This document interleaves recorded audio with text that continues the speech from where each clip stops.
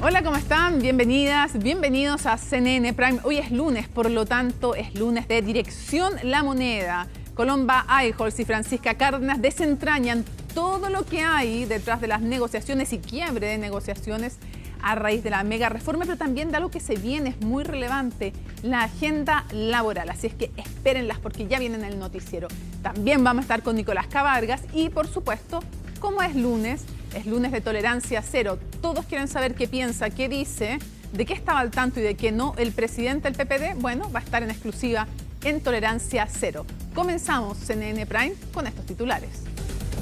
El gobierno intenta recomponer el acuerdo con el PPD sobre la ley miscelánea tras el quiebre del viernes y las divisiones internas de la colectividad. Ahora, el senador Pedro Araya condicionó su apoyo a una rebaja al impuesto específico a los combustibles. En tanto, el ministro de Hacienda señaló que el PPD estaba muy presionado por una oposición que no quiere dialogar y que lo importante es sacar adelante la reforma. La Moneda anunció que esta semana se va a presentar la ampliación del círculo de cálculo de las 42 horas laborales. Esto permitiría a las empresas aumentar la jornada diaria en los periodos de mayor demanda y disminuirla en los de menos demanda. Desde la oposición acusaron al Ejecutivo de engañar a los trabajadores pasando sobre una ley que se aprobó con mayoría parlamentaria. Amplían la detención del cabo de la Armada que mató con su vehículo a 6 personas en las inmediaciones de la Feria Caupolicana en Viña del Mar. Su formalización se va a realizar el miércoles a la espera de 2 informes del CIAT y del Servicio Médico Legal. El gobierno dispuso que la Seremi de Desarrollo Social acude en apoyo de las familias de las víctimas. Y en temas internacionales, el presidente de Estados Unidos restableció el bloqueo a los barcos iraníes en el estrecho de Hormuz. En su red social, Donald Trump aseguró que actuarán como guardián y que cobrarán a cualquier otro barco por el paso. Bueno, todo esto y mucho más, aquí comienza CNN Prime.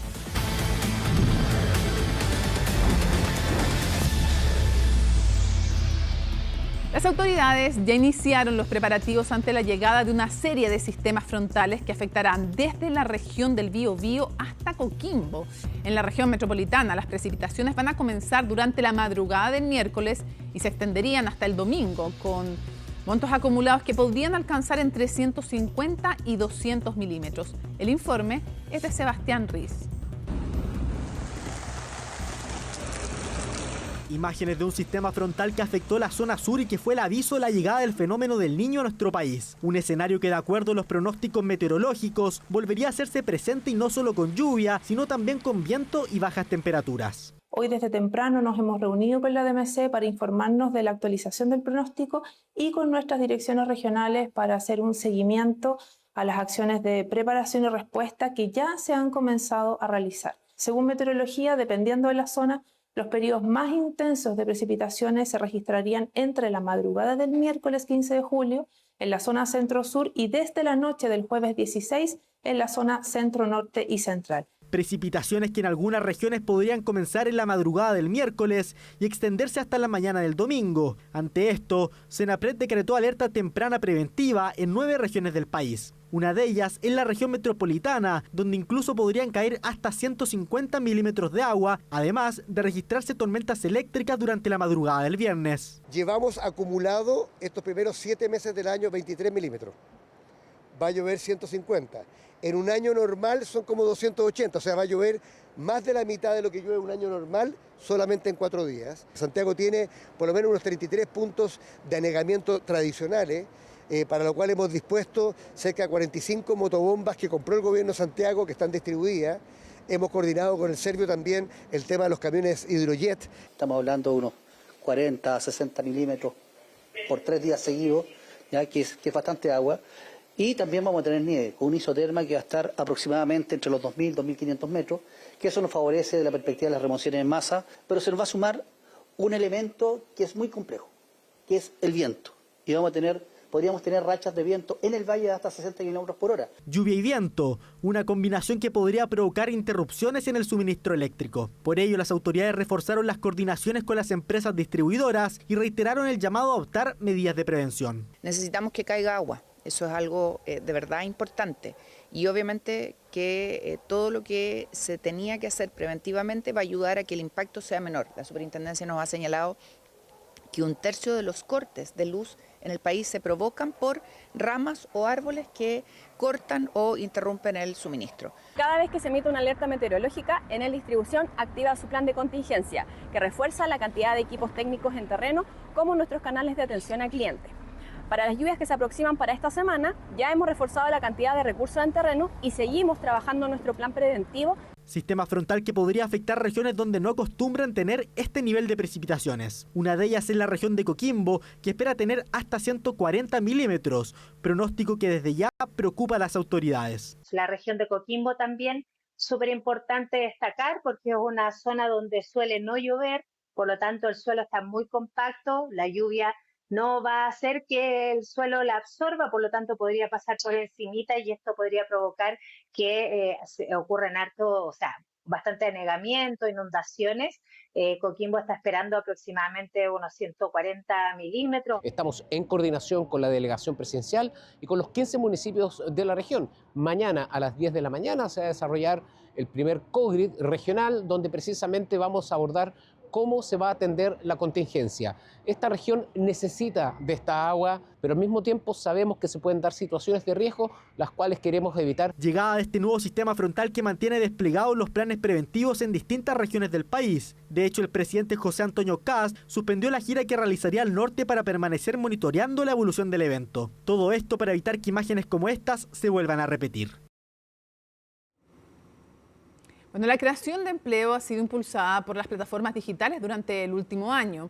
Más de 70.000 puestos de trabajo, según la estadística experimental del INE, que abre nuevos desafíos en la crisis del mercado laboral, de los cuales nos cuenta Natalia Muñoz.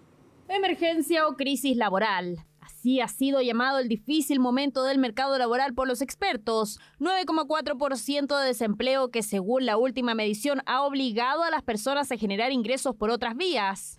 De ellas, las plataformas digitales que se han apoderado de la creación de empleo, donde en los últimos 12 meses se han creado más de 70.000 puestos de trabajo. Y hay algo que sorprende dentro de esta cifra de creación de empleo en plataformas digitales, dado que este crecimiento no viene de aplicaciones como Uber o Pedidos Ya, que de hecho cayeron levemente, sino de otras plataformas como las mencionadas Instagram, Facebook, que explican prácticamente todo el aumento.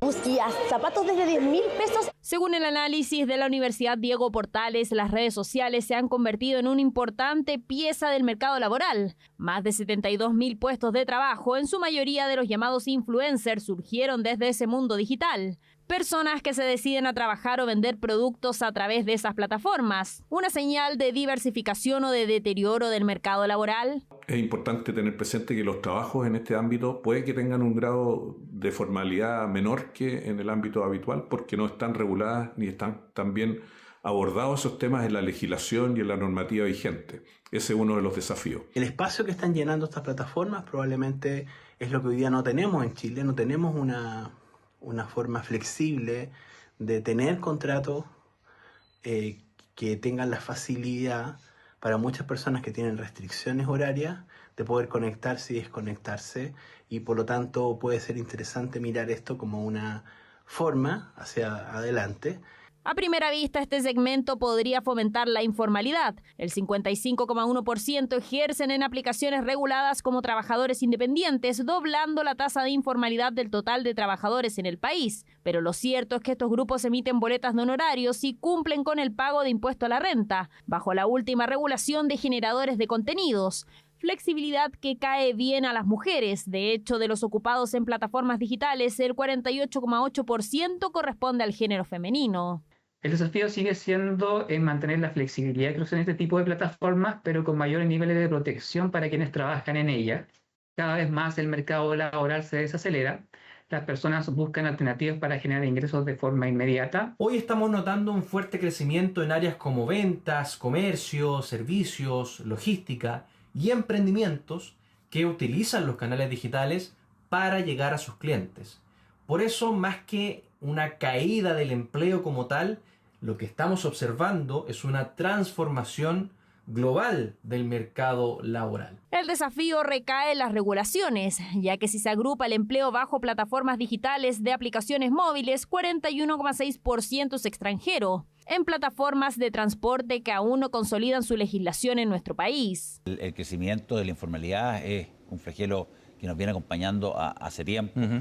Lo estamos combatiendo en distintas instancias, pero el secreto es crecimiento, es generar nuevamente las confianzas a los inversionistas, que esas confianzas se traduzca en inversión y eso en empleo. Esa es la vuelta que estamos dando. En el caso de las plataformas de transporte, lo que nosotros hemos rescatado de la información administrativa de las plataformas es que los ingresos que reciben las personas más o menos son del orden de 3 veces el ingreso mínimo, considerando el trabajo por hora, o sea, es del ingreso mínimo por hora. Por lo tanto, son empleos que tienen ingresos que son atractivos para las personas. Empleos atractivos y flexibles, pero según los expertos resurgen por el complicado momento de encontrar una ocupación formal, donde las perspectivas no son positivas, ya que desde el Ejecutivo no descartan que la próxima tasa de desempleo pueda superar el 10%. Hoy se realizó el cambio de mando en el Tribunal Constitucional, en donde asumió María Pía Silva como nueva presidenta del organismo, algo que ocurre justo después de la controversia por el fallo en contra de algunos aspectos del proyecto de ley Escuelas Protegidas, como también a puertas de otras propuestas de ley que van a pasar de seguro por su revisión. La nota es de Juan Cristóbal Cható. Juráis o prometéis cumplir la Constitución y las leyes conforme a lo dispuesto en la Constitución. Sí, juro. Una palabra que le instala en la tesera de uno de los organismos que ha generado controversia en el contexto de la discusión del proyecto Escuelas Protegidas. Así, este lunes, la ministra María Pía Silva juró como la nueva presidenta del Tribunal Constitucional. Ex militante de la ADC, de una tendencia que han tildado como conservadora, hay quienes consideran que esto podría ser un alivio para el gobierno, ya que proyectos clave como la invariabilidad tributaria del Plan de Reconstrucción Nacional o el registro de vándalos pasarían por el tribunal. Sin embargo, en su discurso, Silva tomó distancia de cualquier influencia política en los fallos del organismo. El control que aquí se ejerce no es político ni de mérito, sino estrictamente jurídico, y se ejerce desde razones de orden normativo, conforme a una metodología propia de las ciencias jurídicas. Entendido así, el control de constitucionalidad no se opone al principio democrático, sino que lo complementa y garantiza. Este punto en particular fue muy valorado por todos los presentes, apuntando al aporte que esto significa a la solidez institucional. Personalmente rescato que ella relevó el rol del Tribunal Constitucional como supremo garante de la Constitución y también la exigencia de la argumentación constitucional para respaldar los fallos. Por lo tanto, podríamos decir, sin comparar una presidencia con la otra, que se observa un tiempo auspicioso para los pronunciamientos constitucionales frente a aquellos que pretenden recurrir a él por razones políticas o coyunturales.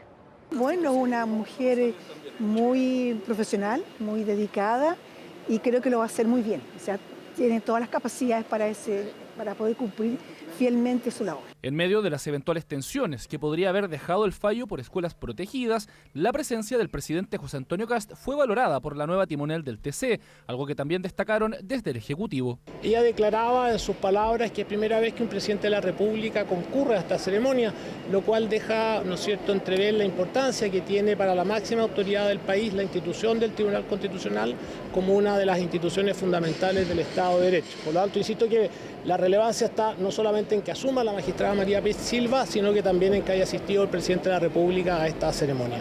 Desde el punto de vista del Ministerio de Justicia y Derechos Humanos, nosotros confiamos en que cada una de las instituciones de la República van a actuar conforme a lo que son las atribuciones, las competencias que le asignan la Constitución Política y la ley. En el Congreso, algunos sectores oficialistas insisten en plantear una politización en los fallos del TC, algo que ha sido contrarrestado por la oposición en más de una ocasión. El tribunal está siendo utilizado como una herramienta de carácter política, que lamentablemente en la práctica está funcionando como una tercera cámara, en donde dependiendo de cuál es la configuración y quién está a cargo de la presidencia del tribunal, se van teniendo determinados fallos fallos que van en un beneficio u en otro, y lo que uno esperaría es que, independiente de cuál fuera el presidente que asume la cabeza del Tribunal Constitucional, sus fallos fueran con forma de derecho para defender, lógicamente, la Constitución. No puede ser, como lo ha hecho la derecha, que se ensalce la institución cuando vota a su lado y que denoste a la institución y cómo se compone cuando los fallos son adversos, como en el caso de escuelas protegidas. Dicho esto, nosotros, cuando tengamos la convicción de que algo tiene que ir al Tribunal Constitucional, no estamos pensando si el voto dirimente va a ser de A o B, sino que estamos basándonos en la convicción de que lo estamos llevando porque creemos que hay algo que es inconstitucional. Si bien las presidencias del tribunal duran 2 años, María Pía Silva solo estará en el cargo hasta 2027, ya que ahí termina su paso por el TC. El resto del periodo lo encabezará la ministra Catalina Lagos, de tendencias más progresistas y ex militante del Partido Socialista. Seguimos avanzando. Durante el primer semestre, las tasas hipotecarias llegaron al menor nivel en los últimos 5 años, de hecho, promediando 4% en los primeros 6 meses del 2026. ¿Es un buen momento para adquirir una vivienda o repactar? Pilar Gutiérrez nos cuenta. Después de años en que el sueño de la casa propia se desvaneció para muchos chilenos, el escenario podría estar cambiando lentamente, al menos por el lado del financiamiento. En el primer semestre de 2026, las tasas alcanzaron el nivel más bajo de los últimos 5 años. La baja de las tasas hipotecarias responde principalmente a una recuperación de la inflación, una recuperación de los mercados macroeconómicos y una mayor confianza de los mercados y la evolución de la economía. Esto ha permitido reducir el costo del financiamiento y mejorar las condiciones para acceder a un crédito hipotecario. Según registros del sistema bancario, en la primera mitad del año las tasas hipotecarias promediaron 4,03%, el nivel más bajo desde 2021. La cifra está por debajo del 4,4% promedio de hace un año atrás y el 4,95% del primer semestre de 2024. No llega a los mejores momentos del año 2018 o 2019, donde las tasas de crédito hipotecario estaban entre el 2 y el 2,5%. El mercado de la banca inmobiliaria generaba condiciones de acceso al crédito más favorables. Por ejemplo, existían los créditos a 30 años, existían los créditos cuyo pie se podía pagar un 10%, un 15%, enterarse a plazo. Si bien son varios los motivos que pueden explicar la baja, uno de los factores que señalan expertos es el impacto que generó el subsidio al dividendo para viviendas de hasta 4.000 UF, lo que impulsó las tasas a la baja en forma generalizada, aunque de forma temporal. Las instituciones que quieren otorgar un subsidio para la vivienda en menos de 4.000 UF deben tener una tasa pizarra de 4,04%. Esto beneficia colateralmente también a las viviendas sobre 4.000 UF, que anteriormente tenían una tasa superior. Por lo tanto, en conjunto ha permitido que las tasas bajen a los promedios que estamos viendo hoy día. En junio, las tasas de vivienda promediaron 3,97%, el tercer mes consecutivo por debajo del 4%. Desde el sector inmobiliario notan que hay una leve reactivación del mercado el último tiempo, pero aseguran que no es suficiente. Tasas cercanas al 4%, incluso menos, no son la señal para un boom inmobiliario. Pero sí lo que estamos notando es que compradores que ya habían detenido procesos de compraventa están volviendo a visitar, volviendo a consultar, volviendo a cotizar y cerrando transacciones. Las menores tasas pueden ser favorables no solo para quienes están buscando comprar una vivienda. Para quienes ya la tienen, esta puede ser una buena oportunidad para repactar la deuda, aunque dependerá de las condiciones particulares. Si hoy día tienes una tasa del 5% en tu crédito hipotecario y la bajas al 4%, eso puede parecer poco, pero en un crédito que, por ejemplo, es a 20 años, esto puede significar millones de pesos menos, por lo tanto es una alternativa muy conveniente. Hay que evaluar mucho el costo de salida, aquí me refiero a los prepagos, a los gastos operacionales, los seguros, la tasación. Hay que mirar 3 cosas. La portabilidad por un lado, cuánto es el costo, años plazo que quedan y la situación crediticia que tenga esa persona hoy día. Repactar exige una nueva evaluación comercial. Aquí los grandes ganadores son personas que compraron en el pic de tasas con saldo alto y plazos largos. Y ahí el ahorro es donde se siente realmente de verdad. Y es que si la tasa baja en un punto de 5 a 4%, para un crédito por 3.000 UF a 25 años plazo, el dividendo mensual cae cerca de 60.000 pesos. Factores a considerar y que pueden favorecer sobre todo a quienes compraron cerca del 2023. Ese año las tasas hipotecarias alcanzaron su máximo nivel, llegando a estar en 5,21%. Qué gran frase de Pablo Figueroa. No hay nada más hermoso en la vida que sorprenderse. Vamos a otras informaciones del exterior. Un incendio en un pub de Bangkok dejó casi una treintena de muertos y 71 heridos durante la noche este domingo. Mientras se investigan las causas de las llamas, familiares siguen buscando a sus seres queridos. Toda la información con Camila Concha. Una tragedia que lamentablemente se vuelve a repetir en Tailandia. Un voraz incendio arrasó con un pub de música en vivo en Bangkok, provocándole la muerte a casi una treintena de personas, mientras que otras 25 resultaron heridas de gravedad. Una de las peores catástrofes de este tipo que registra el país en décadas. Fue tan rápido que no pensamos. Sencillamente no había manera de salir. Las personas que lograron salir ya estaban afuera y corrieron hacia la zona exterior. Las personas que estaban adentro no pudieron salir porque no sabíamos dónde estaba la salida de emergencia. Había tanto ruido que no podía oír nada. Tuve que correr con los demás. Corrí y, como suele haber otra puerta trasera en la cocina, fui corriendo allí y pregunté por mi hermano. Nadie lo había visto. Seguí preguntando si alguien lo había visto, dónde lo habían visto por última vez, pero seguía sin aparecer nadie. Según el relato de testigos, el fuego se desató cerca del escenario del bar, poco antes de la medianoche del domingo. Las investigaciones preliminares apuntan a un cortocircuito eléctrico en el aire acondicionado como causante del siniestro. La falla también habría provocado un corte de luz al interior del local que complicó aún más la evacuación de los presentes. El primer ministro del país inspeccionó el lugar tras el incidente. La mayoría de las víctimas corrieron hacia la parte trasera del edificio, al baño, y no había ninguna señal clara de una salida de incendios. Por lo que sabemos, según lo que les preguntamos a los músicos que estaban en el lugar, salía humo del hueco cerca del escenario. Luego se apagaron las luces repentinamente y se escuchó una explosión.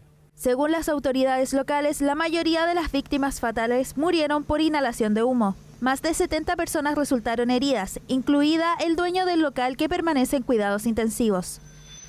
Todo esto pese a los esfuerzos de los bomberos que lograron controlar las llamas en aproximadamente media hora. El fuego no fue muy agresivo, pero el humo había envuelto el 100% del local. Había humo por todas partes. Normalmente hay un punto donde se inicia el fuego que acumula gas, y a esto lo llamamos ignición por gas, donde el calor se propaga y lo quema todo, que es lo que vimos que ocurrió al principio. Decenas de familias pasaron el día lunes buscando a sus seres queridos desaparecidos, mientras los equipos forenses trabajan en la identificación de los cuerpos. Hasta el momento, el médico dice que no han encontrado a nadie que coincida con la identificación que les di. Si alguien ha encontrado a mi hijo en algún hospital, por favor avíseme. Solo tengo un hijo, no tengo otros hijos.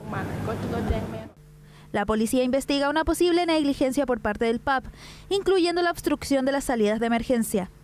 La poca fiscalización y el no cumplimiento de las normativas de seguridad contra incendios han provocado una reiteración de este tipo de incidentes en Tailandia. Esta tragedia es la más grave que haya ocurrido en un local nocturno del país desde 2009, cuando un siniestro en una discoteca le quitó la vida a al menos 66 personas.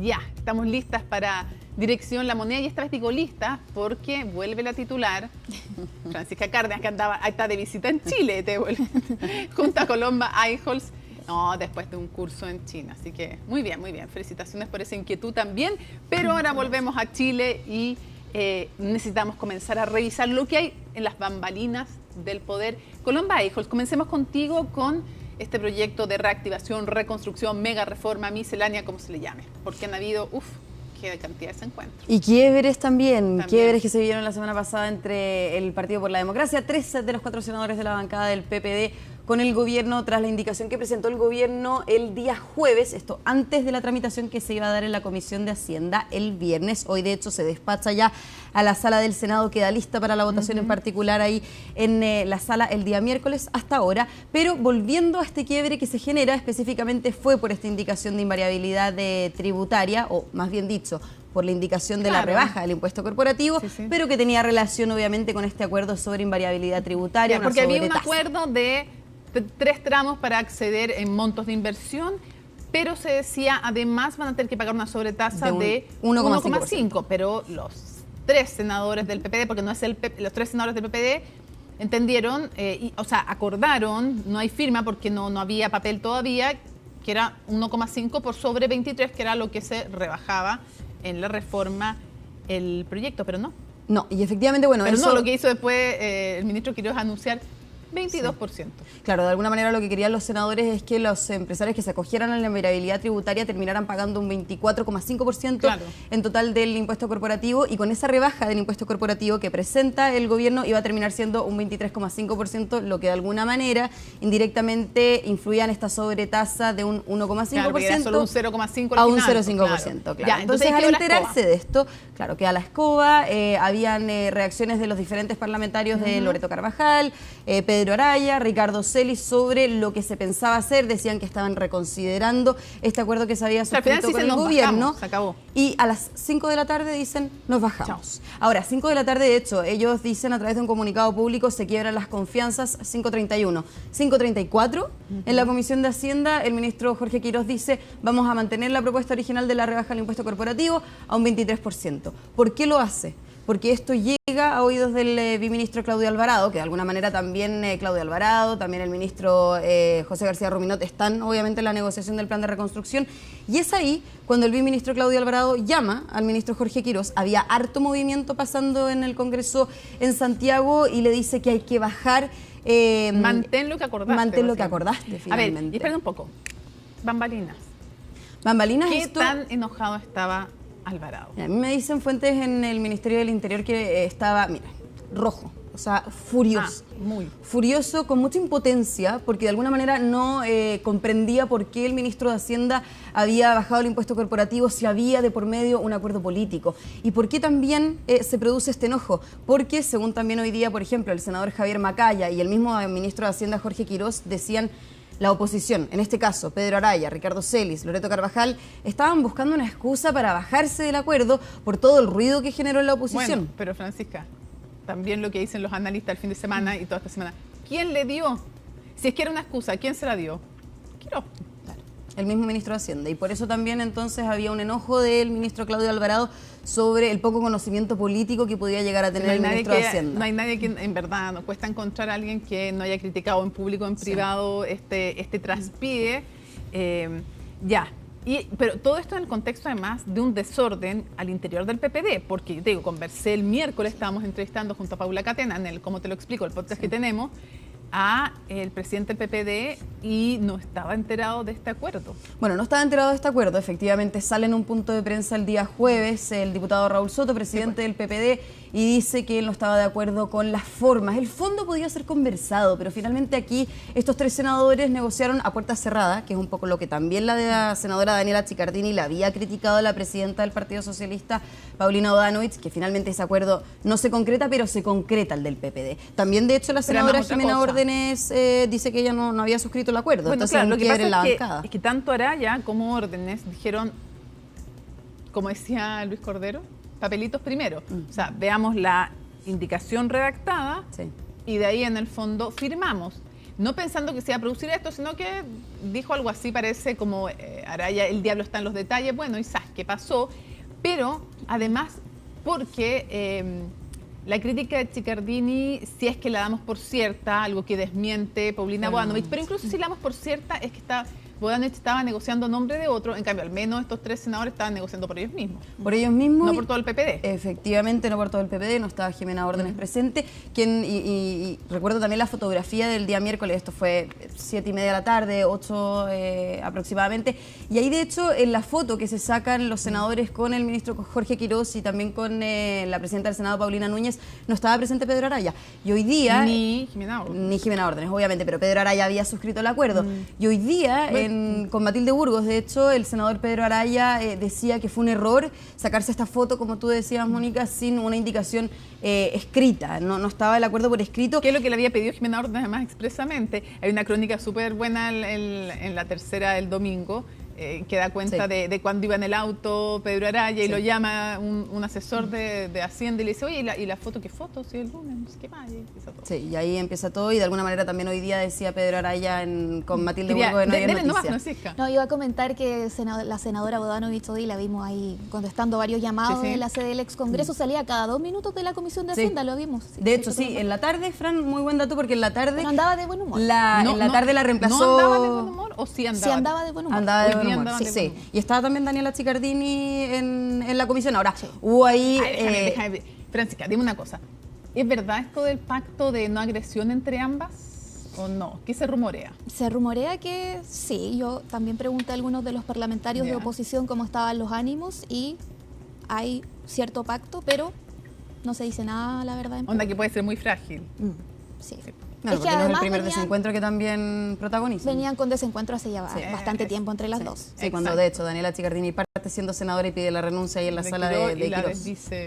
Efectivamente. Vamos a pasar a revisar, Mónica, ahora lo que va a suceder con esta negociación, porque decía Pedro Araya que él, senador del PPD, que él va a votar a favor de la invariabilidad tributaria en la sala, siempre y cuando el gobierno se comprometa a una rebaja del impuesto específico de los combustibles. Eso es a título personal, no del senador Ricardo Celis, tampoco de Loreto Carvajal. Tenemos, de hecho, la declaración breve ahí de Ricardo Celis reaccionando a esta propuesta de Pedro Araya. A ver. Hoy día conversar y pensar de que finalmente la solución para sentarse a conversar con el gobierno nuevamente está en disminuir el impuesto a los combustibles, es no entender nada, porque eso va a aumentar la menor recaudación. Así que este ha sido un tema que no ha sido conversado con nosotros, es un tema del senador Pedro Araya. Ya, no ha sido conversado con ellos. A título personal, entonces, el senador Pedro Araya, quien también dijo que va a reconsiderar la posibilidad de ir al Tribunal Constitucional con el resto de la oposición. Algo que también vamos a tener que ver cómo se da mañana en el caso de Ricardo Celis y también de Loreto Carvajal. Hubo respuesta de todas maneras del ministro Quirós y dijo que nunca estuvo, ni tampoco está sobre la mesa la rebaja del impuesto específico a los combustibles. Tenemos también esa declaración donde también hace un llamado a seguir avanzando en el plan de reconstrucción. Tampoco hay que quedarse las pequeñeces. O sea, ya la discusión de quién va, quién no va, que este dijo una cosa, que el otro otra, no va por ahí la cosa. La cosa va más bien por el progreso de Chile, el desarrollo y aprobemos este proyecto lo antes posible. Ya, esto es como echarle benzina al fuego, pero en fin, ya, vámonos con las 40 horas, que es esto desune a la oposición, pero esto la une, las 40 horas. Buen punto, es cierto, porque es como una causa que es fácil, difícil de entender para la ciudadanía, los cambios propuestos y fácil para aunar a la oposición. Y que el gobierno tiene que irse con mucho cuidado, con rigurosidad, comunicacionalmente, como lo conversábamos durante esta tarde, Mónica, se viene una batalla ideológica también de una de las reformas más emblemáticas, laborales, y que además impulsó también la candidatura presidencial, uno de los temas que se impulsaron en la candidatura presidencial de la ex ministra Janet Jara, quien reapareció también en este video. Opuesto, de hecho, porque dice tocar las 40 no tocar las 40 horas. Que ha dicho el ministro del Trabajo durante esta jornada, no se van a tocar las 40 horas, lo que se quiere es ampliar el ciclo de cómo se calculan y cómo se ordenan y se distribuyen esas 40 horas semanales, actualmente 42, que el 2028, recordemos, tiene que llegar a 40, luego de lo que fue esta, recordemos, aprobación en el 2023, la administración anterior de esta iniciativa, que además impulsaron también parte de las parlamentarias y exministras que han salido a defender justamente y que van a hacer una campaña incluso la próxima semana. Ahora, a ver, claro, porque ellas dicen, quieren hacernos trabajar hasta 52 horas. Eso dice el gobierno que es falso. Claro, lo que pasa es que cada uno lo presenta de su manera, porque en el fondo es trabajar más ahora y descansar más después. Una compensación que dice el gobierno. Ahora, se puede estar de acuerdo o no, porque también se puede decir que el espíritu de las 40 horas es otro, y otros pueden decir, bueno, pero es que hay empresas que tienen temporada súper muerta. Eso, sí. Ya, pero para ser preciso, esa sería la idea. Puede ser buena o mala y cada uno verá qué le parece. Claro. Tener mayor flexibilidad, según el Ejecutivo, para las empresas, principalmente del sector gastronómico, turístico, para el verano, enero y febrero, para Navidad, por ejemplo, una empresa que tenga alta demanda, poder aumentar los horarios de jornada laboral, pero después con esta compensación. Ahora, Francisca, esto se funda en un diagnóstico que tiene el gobierno de cuáles son las causas del desempleo. Lo único que nadie discute es que el desempleo está alto, que las cifras son inaceptables. Sí, y de hecho está en estas 22 propuestas esta de poder modificar justamente la distribución de la jornada laboral de la mesa de reactivación laboral, donde hay 8 expertos, aquí no hay parlamentarios, diputados, senadores, políticos, 8 expertos que además tienen un argumento en común, porque hemos estado conversando también con ellos, que es defender esta idea de que hay efectos negativos, no solamente a través de lo que han sido los efectos y la aplicación de las 40 horas, sino que también de la reforma previsional, por ejemplo, que han generado un alto costo para las empresas, claro, y para los empleados. Es más caro contratar, claro, Sí. y lo que dice la oposición son derechos laborales adquiridos que fueron además votados de manera transversal. Y también dicen en esa comisión, lo más cercano a alguien que piensa un poquito como nosotros es Alejandro Mico, pero la verdad es que el resto no está muy en la línea que nosotros pensamos, por lo tanto no es tan representativo. Francisca, ¿qué ven o qué otras propuestas hay en esta comisión y qué tanta importancia le da al gobierno a esta? Hay varias propuestas que se tienen que discutir, pero la específica de las 40 horas se va a ingresar esta semana entre martes y miércoles al Congreso, entra directamente a la Comisión de Trabajo de la Cámara de Diputados. Pero otra de las propuestas que hay, que llama la atención también y que tienen que detallar los expertos, es para incrementar el empleo femenino, considerándose a la cuna universal que está en el Senado. Se llama a votarla de manera rápida. Así que ahí todo se va relacionando también. Claro, si le hacen caso a una propuesta, excelente punto el que haces para cerrar, Francisca, porque si le hacen caso a esa, deberían hacerle caso a otras. Francisca Colomba, muchísimas gracias por habernos acompañado. Siempre Dirección La Moneda los lunes, así es que no se lo pierdan. Y, por supuesto, como siempre les decimos, porque vamos cerrando en este lunes 13 de julio, así estuvo nuestro país y el mundo. Somos CNN Chile. Buenas noches.